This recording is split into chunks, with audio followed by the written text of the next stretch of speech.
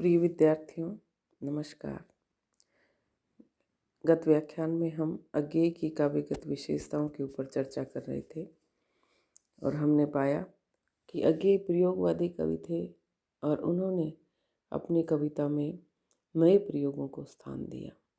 वो ये मानते थे कि नई कविता नए उपमानों और नए संदर्भों को लेकर आगे बढ़ रही है, जिसके लिए नई भाषा और नई उपमाओं की आवश्यकता है। वर्तमान में कवि जिन मानसिक और आत्मिक समस्याओं से जूझ रहा था, उन समस्याओं को, उन संवेदनाओं को आम आदमी के समक्ष साधारण भाषा में रखना और अक्षुण स्वरूप में आम आदमी को वो प्राप्त होना या पाठक को वो भावनाएं प्रेषित करना, यही प्रयोगवादी कवि की इच्छा थी, यही उनका उद्देश्य था और इसी क्रम में वो नए नए प्रयोगों में लगे रहे। दूसरे सप्तक तक अज्ञेय जी में यही सारी बातें चलती रहीं। तीसरे सप्तक के प्रकाशन के साथ उन्होंने अपनी मान्यताओं को और भी स्पष्टता के साथ घोषित किया। जिस तरह नई कविता की उन्होंने वकालत की है, उस पर अपने निर्णय दिए हैं और स्वयं भी वैसी ही रचनाएं प्रस्तुत की हैं, उसी तरह वे सभी नए कवियों से अपेक्षा करते थे कि उन्हें कवि होने के साथ साथ वकील और जज भी होना चाहिए। यानी नई कविता अगर इस काल की प्रतिनिधि और उत्तरदायी रचना प्रवृत्ति के रूप में समकालीन वास्तविकता को ठीक ठाक प्रतिबिंबित करना चाहती है, तो उसे यह त्रिगुण दायित्व स्वयं आगे बढ़कर ओढ़ लेना चाहिए। यानी कृतिकार के रूप में नए कवि को वकील और जज दोनों होना होगा। अज्ञेय का स्पष्ट विचार है कि काव्य का विषय और काव्य की वस्तु दोनों पृथक पृथक वस्तुएं हैं। आज इसी भूल को सभी कवि आलोचक कर रहे हैं। इसी बात को स्पष्ट करते हुए अज्ञेय ने कहा कि प्रयोक्ता के सम्मुख दूसरी समस्या संप्रेष्य वस्तु की है।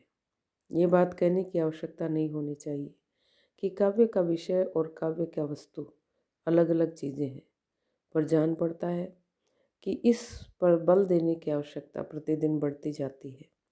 यह बिल्कुल संभव है कि हम काव्य के लिए नए नए विषय चुनें, पर वस्तु उसकी पुरानी ही रहे, जैसे यह भी संभव है कि विषय पुराना रहे और वस्तु नहीं हो।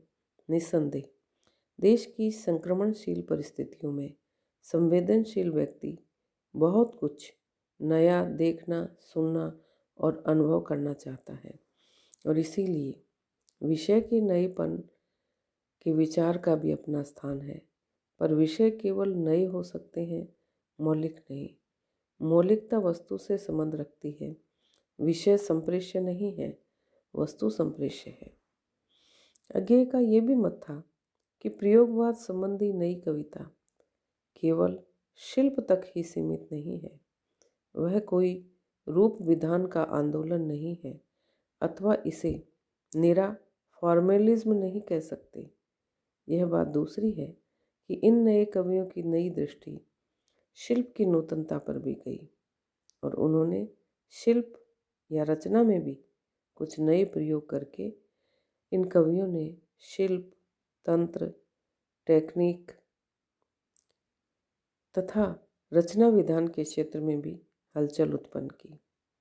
अज्ञेय ने अपने तारसप्तक में लिखा भी है कि नया कवि नई वस्तु को ग्रहण और प्रेषित करता हुआ शिल्प के प्रति कभी उदासीन नहीं रहा, क्योंकि उसे प्रेषण से काटकर अलग नहीं करता है। नई शिल्प दृष्टि उसे मिली है। यह दूसरी बात है कि वह सब में एक सी गहरी न हो या सब देखें पथ एक सी सब गति से न चल सके हों। इस तरह अज्ञेय के प्रयोगशील नई कविता संबंधी विचारों का सम्यक अनुशीलन करने पर आज नई कविता अथवा प्रयोग संबंधी धारा में प्रवाहित नूतन कवियों की कुछ विशेषताएं ज्ञात होती हैं, जिन्हें हम सुविधा की दृष्टि से दो भागों में बात कर सकते हैं। एक तो है नई कविता की अनुभूतिगत विशेषताएं और दूसरी है नई कविता की अभिव्यक्तिगत विशेषताएं। तो पहले हम चर्चा करेंगे नई कविता की अनुभूतिगत विशेषताएं, यानी कविता का भाव पक्ष। तो अज्ञेय से प्रेरित एवं प्रवर्तित हिंदी की जो नूतन कविता धारा प्रवाहित हो रही है, अथवा जिसे हम नई कविता कहते हैं, उसकी अनुभूतिगत विशेषताएं इस प्रकार से हम बता सकते हैं। पहली विशेषता है इसकी कि नई कविता में लगभग सभी कवि वस्तु सत्य अथवा तथ्य के प्रति इतने सजग और सावधान रहते हैं, उनकी प्रतिक्रियाएं सर्वथा नवीन और निराली होती हैं तथा विषय की नवीनता के साथ साथ उसके चयन में भी उन्हें पूर्ण स्वतंत्रता रहती है। इसलिए इन कवियों ने तुच्छ से तुच्छ विषयों पर कविता लिखी है और जीवन तथा जगत के सभी क्षेत्रों का अन्वेषण करते हुए तथ्यों का संकलन करने की कोशिश की है।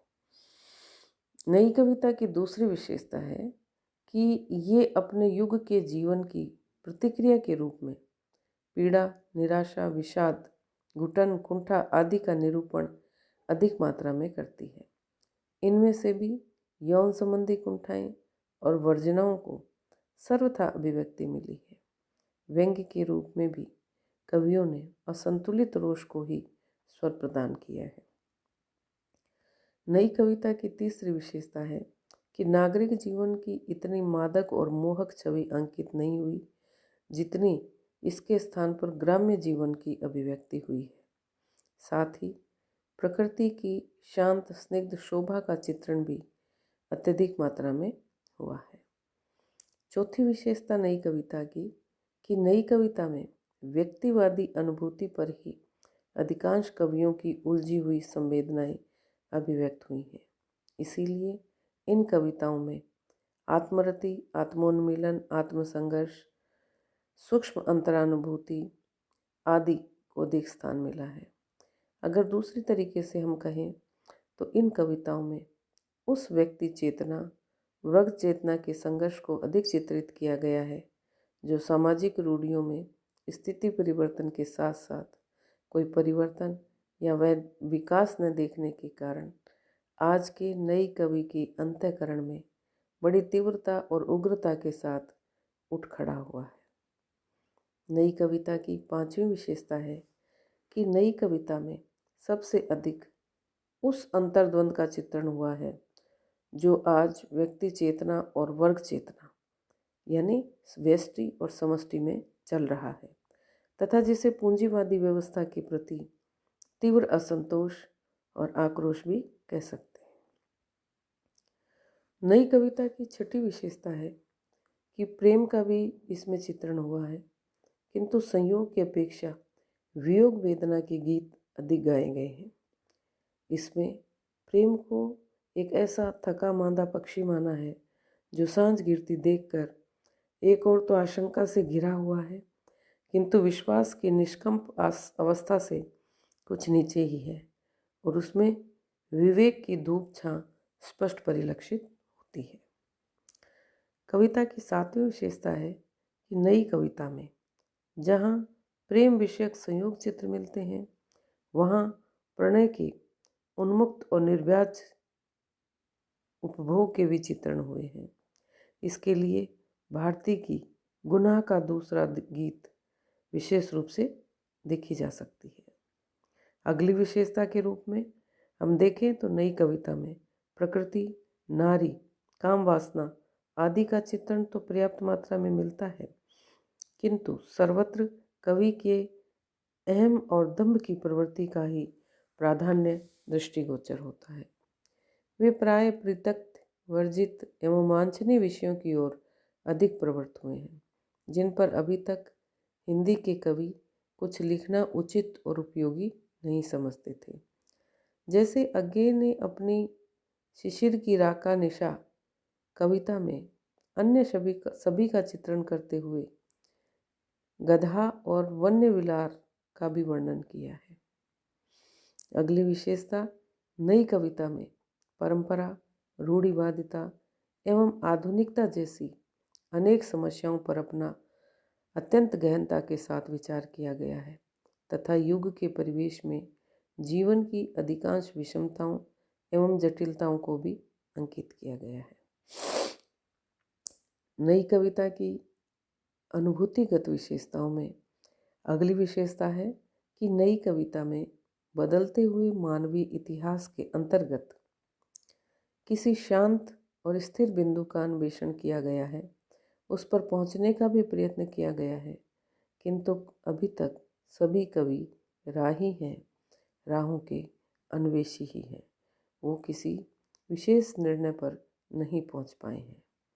तो इस प्रकार हम देखते हैं कि नई कविता तत्कालीन मानवीय जीवन की जो आधुनिक विकृतियाँ या कहें संवेदनाएं या कहें भावनाएं हैं, उनके ऊपर अधिकांश अपने काव्य का विषय उनको बनाती है और नई कविता में उसी अनुभूति को जो आज का मानव अनुभव कर रहा है, चाहे वह अपनी अधूरी संवेदनाएं हो, चाहे वह प्रेम की पीड़ा हो या प्रेम का अधूरापन हो या उनकी मानसिक कुंठाएं हो या जीवन की आपाधापी हो, इन सब चीज़ों के ऊपर नए कवि ने अपनी कलम चलाई।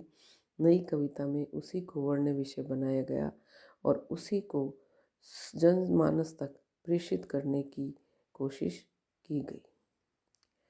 अगले व्याख्यान में हम नई कविता की अभिव्यक्तिगत विशेषताओं के ऊपर बात करेंगे। तब तक के लिए